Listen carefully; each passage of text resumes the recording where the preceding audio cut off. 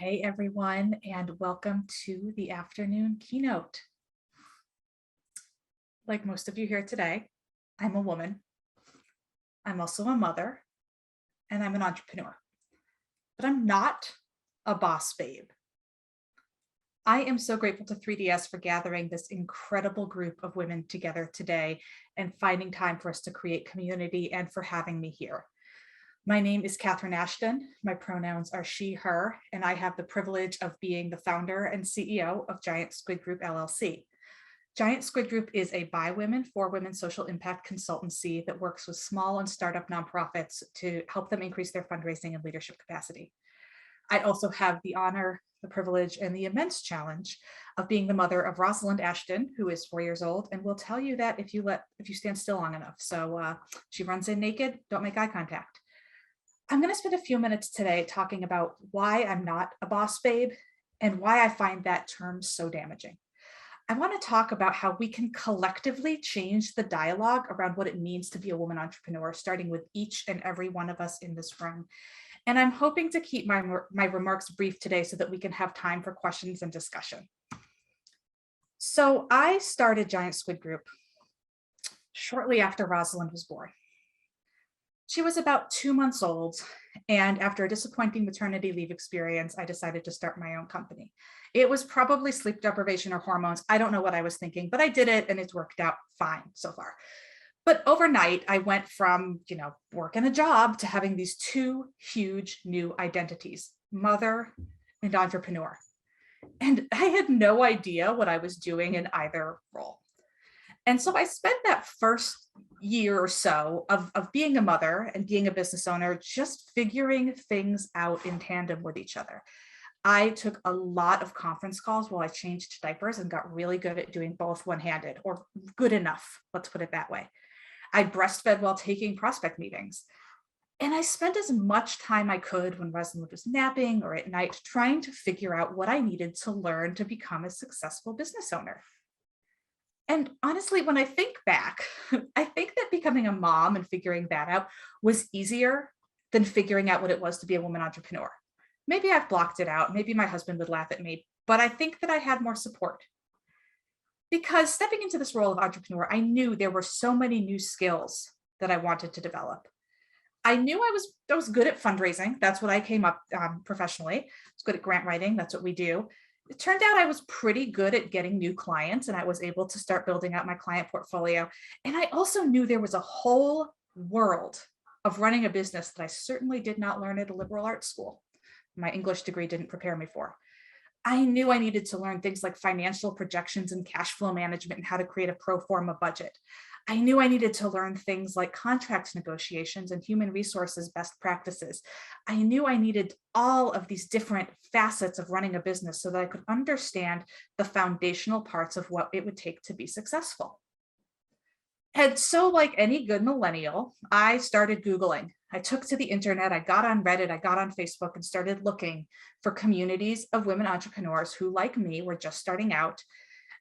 And the resources that I found as a woman and as an entrepreneur, and at this point as a young mother, they were pretty lacking. And a little bit about me in addition to all this: I am a whiskey enthusiast, jigsaw enthusiast, and I love snakes. So if anyone wants to chat about that afterwards, you know where to find me. So as I'm Googling, who knows what I Googled? The blog posts I read, the communities I found, and the places that I was invited to always had a qualifier. They always looked like the slide I have up. I wasn't an entrepreneur or a business owner. I wasn't a CEO. I was a boss babe. I was a girl boss. I was a momtrepreneur. And the advice that came with all of those cutesy qualifiers always seemed to be offered in glittery pink Instagram posts with motivational quotes like "success is a decision" and "girl, you can change the world. Just go out there and build your fempire," which is a real word I heard today. It showed women sipping lattes and typing on their laptops with perfectly manicured nails and perfect hair. They're always white, they're always skinny, they always look casually perfect. And it offered nothing of value to me. And let me be clear, I love getting my nails done. They are sparkly and fabulous today. My office looks like Target threw up with all the rose gold I have. We can be girly women. We can be whatever we want. But it has nothing to do with how we run a business. And I also want to know why she's not sitting on that couch. And all of these messages that told me I needed to look a certain way, I needed to show up a certain way, that I needed to craft a certain lifestyle to have the life I wanted, they didn't motivate me. And in fact, they actually left me feeling pretty alone and pretty overwhelmed, almost more alone and overwhelmed than before I had started looking for community. And for a while I thought, okay, I don't want to be a boss babe. I don't want to be a mom entrepreneur. Maybe that's just me. Maybe I am a cranky, bitchy millennial who took too many women's studies classes in college, and this is actually empowering. But the more I've thought and talked to women entrepreneurs, talked to moms, and learned and read, the more I really do think that this boss babe culture is harmful to women, particularly women entrepreneurs, for so many reasons. We collectively know that women have less access to funding, right? Women entrepreneurs. We know that women entrepreneurs have less access to mentorship. We know that women entrepreneurs have less access to the kinds of meaningful business communities and connections that are going to open doors. And we know all of that is even more true for women of color and women from underrepresented backgrounds, whether they're disabled, neurodivergent, trans, so on. And we know that it's those resources, mentoring, funding, connections, that help build businesses, not motivational quotes. So why is it that the motivational quotes in the boss babe movement still seems to be what we find? Why does it dominate so many facets of women's entrepreneurship? And why is it so hard to find communities like this one, like what 3-Day Startup is creating? The rallying cry of the boss babe seems to tell women entrepreneurs that we do need to look and think and act a certain way, and we forget to talk about what we're doing, how hard it is, how exciting it is, how fulfilling it is. Instead of looking for mentors, we're told we can manifest the lives we want. Instead of looking for funding, we're promised we can build an empire if we try hard enough. And that boss babe version of entrepreneurship, it's not just stylized, it's incredibly infantilizing. Because I'm not a babe, like maybe my husband calls me a babe, but not really. I'm not a girl, I'm 35 years old, my daughter's a girl. I'm not a mom entrepreneur, I am a mother and an entrepreneur. And I find this diminishment really harmful. Because when we qualify women's accomplishments with these cutesy names, we are diminishing their achievements. Because we know that cutesy names and motivational quotes and perfect nails do not lift up women or advance women in business. They're not providing us access to credit or mentorship or funding. They don't cultivate our leadership or help us develop our networks, and they are certainly not shattering any glass ceilings. But what they do is do a damn good job at diluting our very real accomplishments as leaders and entrepreneurs, and yes, as women. So as I was thinking about today and getting very excited for this summit, I Googled a lot of how to be a boss babe. Thank you, you're welcome, because my sponsored Facebook ads are going to be all over the place, and I did that for you. I threw myself on that grenade. And so I pulled up a list from Forbes.com and I looked at what advice they would offer to new women entrepreneurs. And the first article that was served up to me had a list, 5 things that women entrepreneurs needed to do in order to be successful. The first one was maintain a positive attitude and focus on your mindset. That was followed by don't try to please everyone and go ahead and manage your stress. And at face value, that is all great advice in life and in business, right? It is stressful. You do need to have a good mindset. You cannot please everyone. But nowhere in the article was there actually any business advice. It was vague. So I pulled up another article from Forbes that was general advice for entrepreneurs. They took the women out of it, so I can only assume they meant men. And the advice was good. It was actually really helpful. It included things like spend your money slowly and spend your first few years really focusing on your cash flow and your reserves. It said the top things that people needed to do were think about the scalability of their business over those first few years and when and how to outsource labor. It talked about how one of the most important things you could do was have really good contracts in place and understand contract negotiations. It was really good advice. And I can't help but wonder where that advice was in the article written for entrepreneurs. Because to me, what that's saying is the boss babes don't need business advice because their businesses aren't real. And we know that women's entrepreneurship is changing the world. The information on the slide I shared is captured from a 2018 State of Women-Owned Business report. And you can see here 3 key trends that were identified as the key drivers of the gap between women and men entrepreneurs over the last, say, decade. Women's entrepreneur competency and market knowledge is disregarded.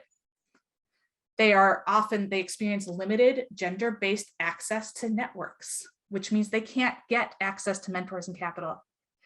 And they just have all of these barriers, whether it's gender-based or sexism or misogyny or racism, you say it, that make it harder for us to scale our businesses. And when we look at this information that was captured in this 2018 report and pair that with the advice that women entrepreneurs get to lean in, to have a good attitude, it's no wonder that doing this can be a little maddening, that it can feel so isolating, and that it can feel like we are being infantilized in our role. So what do we do? What do we do to build an authentic ByWomen culture that really empowers women's entrepreneurs and changes the conversation? It can feel impossible for me sometimes to escape that Instagrammable boss babe and to escape the trap of being the mom boss. Even coming here today with this incredible group of women, I had this little voice in the back of my head. Is it just me? Am I a bad woman, bad feminist for pushing back against something that might be empowering? Am I just cranky? And that's so ingrained in us, it's hard to let go of. I also know that many women, and it is true for me, are conditioned to not push back. We are conditioned to not speak up. We are conditioned to strive for perfection in all areas of our life, especially at work. And so it's no wonder that it's so easy to fall into the trap that if we look and act and talk a certain way, it will be easier for us to grow our businesses. And we have a community waiting for us if only we just try a little harder to manifest the life we want. We're also told to compartmentalize our roles, the many, many lived rich experiences that we have as women, whether as caretakers or mothers, whether with mental or physical health, with hobbies and passions. And we're asked to leave our identities as women when we show up for work, the real identities behind when we show up for work, and step into this faux role. So I ask you, what happens if we don't leave our identities as women behind when we show up as an entrepreneur? Because we get to do that. What if instead we show up as ourselves, messy, imperfect, with imposter syndrome, with mental health challenges, with naked kids running into the room, which my daughter loves to do? I think it's that ability for women to bring our whole selves to work and learn from all the facets of what we do every day that makes women entrepreneurs so impactful. And so I wanted to share some images of real women entrepreneurs, friends of mine from different facets of life. We have a woman who said that she was telling her son that she was working on the couch while playing crossword puzzles, which I thought was great. We have a woman with her truly darling daughter with yogurt on her face. We've got a doula who just brought a new life into this world, a woman who's running a whole IT department, a woman who is an officiant, and then there's myself and my daughter the first time she voted with me. This is what women entrepreneurs look like: messy, imperfect, and real. So what do we do? How do we do this? All I can share is what I've learned over the last 4.5 years and what I continue to learn every day. It's hard, we mess up, we make mistakes, and it is certainly an iterative process. Giant Squid Group has worked very hard and very intentionally to create a culture that really allows women to show up and feel supported. There are so many things that go into that, right? We know as a society that women are less likely to apply to a job if they don't feel like they meet 100% of the qualifications. So at Giant Squid Group, when we're bringing new people onto the team, we rethought our entire hiring process, because again, we get to do that because I'm the boss, and that's the best part. No red tape, we just do it. We got rid of qualifications like college degrees and years of experience because I don't care where you went to your undergrad 15 years ago. Instead, we look for how people can show up and do the work. Starting this year, we're paying people for the time they spent interviewing us because we know that not only are they providing incredible amounts of emotional labor, they might be taking time where they could be billing clients, they might need to get childcare to cover that meeting, so on and so forth. And we rethought what professionalism looks like, right? A very coded word. And we really just asked people to show up like they would day to day, and so we could see their true selves. We recently hired a woman onto our leadership team that, as she knows, I'm still giddy that she chose to join our team. And she showed up to our first call with her 3-year-old daughter in her lap. And I knew she would be a good fit because she was confident enough to say that my role as a mother is not negotiable. And I also felt like maybe she was testing us, right? You say you're a company culture that really celebrates working mothers. This is what my day's like. And I am so glad that she joined our team because we get the best of her, including her being a mother. We know that many women are primary caretakers, whether you have children, whether you're taking care of family members now or in the future. And it's also unavoidable to know that we as women are more likely to juggle a lot of domestic tasks, caretaker responsibilities, and emotional labor. That could be a whole other talk. We carry a lot. We're constantly doing. And we know that every one of our team members is carrying that. So we rethought how we work. And we rethought what our work week could look like. We have a 100% flexible work culture where every one of our team just gets their job done. They know when they can ask for help, and then they go and do their work. We don't have core hours. We don't have any expectations of when and how you'll work other than you will communicate honestly and transparently about what you need. That means some people don't log on till 2 p.m. Some people work 2 days a week, and some people have their kids on the calls. My dog is behind me. You can't see it because my screen is blurred, but he is doing a little Irish jig behind me. And I know that level of flexibility and those specific hiring processes might not translate to every industry or every company, but I also know that there's a lot we can do to create inclusive workplace cultures. I also know that a lot of high-performing women are recovering perfectionists. We come from professional backgrounds that demand a lot of us, where we were expected to pick up extra work and we were not allowed to make mistakes. God forbid we made a small mistake. And so as a leadership team, my primary role, my primary concern, and what gets me out of bed every day is the women on my team. And I want to model to them what I wish I'd had 10 years ago, and what I wish I'd had 5 years ago when I started the business, and what I still try to find every day, which is vulnerability, messing up. Our leadership team intentionally goes out of our way to articulate when we make mistakes, even if they're really embarrassing. We articulate when we're taking days off just because. I take Fridays off and I go horseback riding. It took me a long time to get there. I don't apologize for it anymore. We want to walk the walk, and we have to make that part of the practice of our company. And taking it a step farther beyond the day-to-day, another thing we do is we work with other women. We have women who mentor us, and we mentor women back. We buy from women-owned businesses. We try as often as we can to buy from and work with women vendors. We want to create a space where we are not just giving lip service to the idea of a community of women. And we celebrate the accomplishments of the women with whom we work without qualifying them or diminishing them, which can be a hard thing to unlearn and one we're still certainly working on. And the fact is, no matter who you are, being a woman and being an entrepreneur is uniquely complex and challenging. There's no way around that. But it's also powerful. We have a lot of power. The women entrepreneurship sector brings so much money and power into the world, but I also mean that every one of you has a sphere of influence, and you can change how we think about women's entrepreneurship. Whether you're a solo entrepreneur and you're just starting your first side hustle, or you're one of the few women who leads a unicorn startup valued at more than $1 billion, you have a sphere of influence, and you can shape how we as women do business and change the conversation. Creating a by women, for women business and culture should and can be in your practices, your systems, your values, and the very ethos of your company. And there are so many ways that we can do that, that sometimes they seem really deceivingly simple.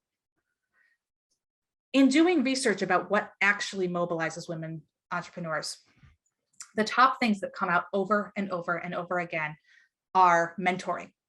Be a mentor, seek a mentor. It could be official or unofficial. Join and create new networks. Women need access to information, real business information. Introduce other women to your contacts and your networks, whether it's just an email or a coffee date or a formal summit like this. Hire women and invest in their success. And keep showing up and speaking at places like this, where women can come together and change the conversation about what it means to be a woman entrepreneur. Again, so simple, but by taking our place and owning it, we are just solidifying the power of what it means to be a woman entrepreneur. I hope as we wrap up this talk today, whether this is your last session of the day or you're just joining and going into the evening here in the United States and whatever time it is overseas, that each and every one of you can find and celebrate that sphere of influence that you have, because you do have it. And celebrate what you have and will accomplish as a woman entrepreneur without diminishing those achievements or qualifying them. And I hope that you can go out into the world and share your resources, create your community, and be a mentor.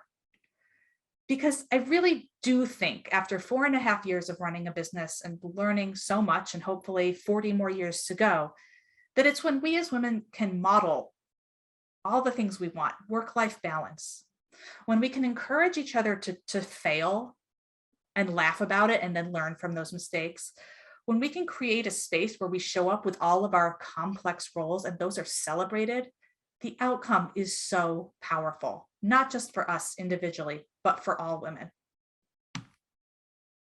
Thank you so much for joining me today and allowing me to be part of this conversation. It was an incredible privilege to spend this time with you, and I'm happy to take any questions that you might have. Otherwise, go out there and keep changing the world.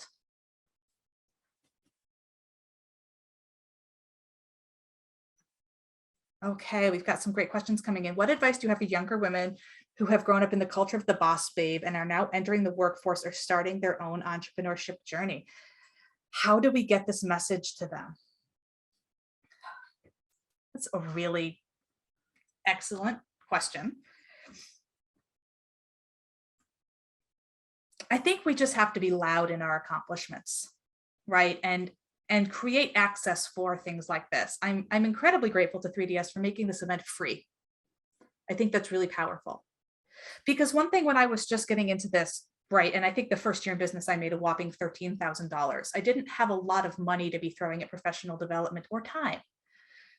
And so to offer networking, intentional networking, and in spaces like this that are free, it normalizes that everyone can come to these spaces, right? And so I think it is just a little bit, keep putting it out there.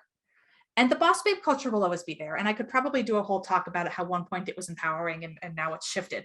But I think we just have to keep holding space for what we know and believe is impactful. Wonderful question. Well, thank you again for having me. We'll see you all at the evening session. Thank you. Okay, bye.